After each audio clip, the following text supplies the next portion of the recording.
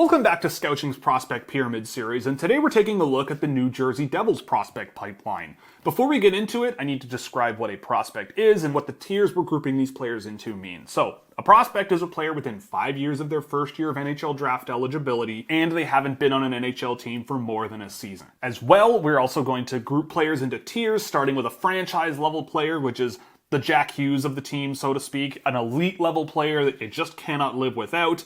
You've got core level players, which are very, very, very good players around that player, who are first liners, top line defensemen, who may not win a Norris Trophy one day, but you really don't want to have to live without them. Then you have your depth category, which is your second, third, fourth line role players. They move up and down the lineup, and they can do at least a thing in the NHL pretty well, and you can play them every night.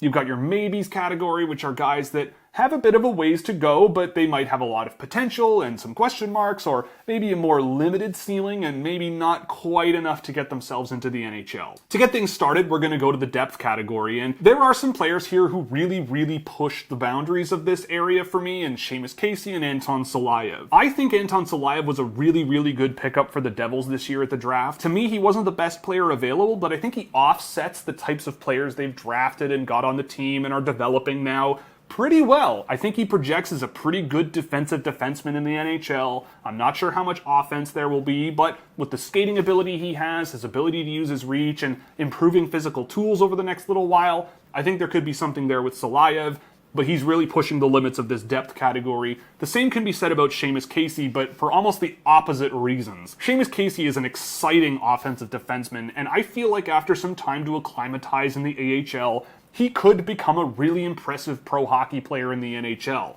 A second pair offensive dude with a lot of creativity who can create offense and maybe play on your power play, but who is he going to replace on the Devils roster doing that? I don't know. I don't have an answer, and we'll see what happens with him, but I am very optimistic with Seamus Casey and always have been. There are two other players they drafted this past draft who are also in this tier for me as well, in Herman Truff and Mikhail Yegorov.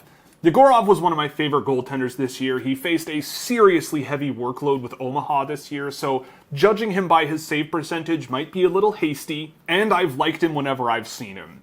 Herman Truff is just a ton of fun. He's aggressive, but he's got skill. He does need to round out his game a little bit, become a little more selfless, but there is an interesting power skill game there that I think could be an NHL player one day with a decent level of confidence. Next up, you have your maybes category, and there are a few players in here that I think are interesting. Some Devils fans might not like that I put a Lenny Haminaho down here, but I still remain a bit skeptical that his size but lack of pace and lack of high-end skill will really give him a high-end NHL job, but he's a good finisher. He's got a decent shot, he goes to the net, he's big, he's hard to move, and you can do that in the NHL, so there's a chance that that happens. It's just his overall impact to me remains a bit of a question mark, but I am optimistic about his potential.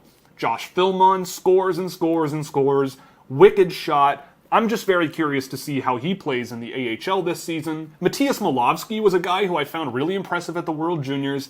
I wasn't 100% sold on drafting him this season, but the New Jersey Devils get to take a really quick look at him, putting him in the minors pretty much right away, or putting him in pro hockey over in Czechia again. We'll see what happens, but Molovsky was an interesting player to keep an eye on. And one underrated name I'm throwing in the maybes category is Daniil Orlov, a defenseman playing in Russia. This is a player who was drafted from a very little-known Russian program a few years ago, but he's now playing with Spartak Moscow, and this is a guy I'm actually really interested in. He's pretty big, but he's got really good range, really good mobility, pretty good skater, and a bit of offense to him as well. I think if you give him some time in the KHL to continue to develop and come along, you might end up with something kind of interesting in Orlov. It's a long shot to me, but you leave him in Russia for 2, 3, 4 more years, and when he's 24 or 25, maybe there's something there. He's an interesting one. And then here you have everyone else, and there's a lot of guys here who I'm kind of interested in. Players like Daniil Karpovich, Chase Stillman, or Tobias Villen. There's something there with those players, but again, a lot of these guys are on the older side of the equation. Maybe not super likely to crack an NHL roster, but it's not impossible.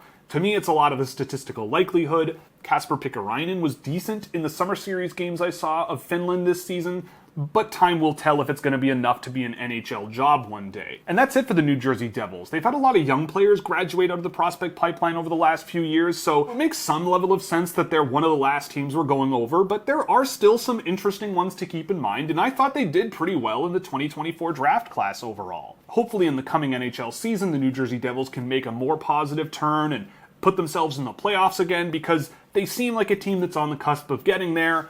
So we'll see how things go, but yeah, the New Jersey Devils are looking alright. So if you liked the video, please like it and subscribe to the channel and you'll never miss another one. If you really liked it, check out Scouching.ca where you can get exclusive access to data tables for drafted and undrafted prospects you won't find anywhere else, as well as plenty of other cool stuff like a Discord server and exclusive written content and other fun stuff you can check out at Scouching.ca.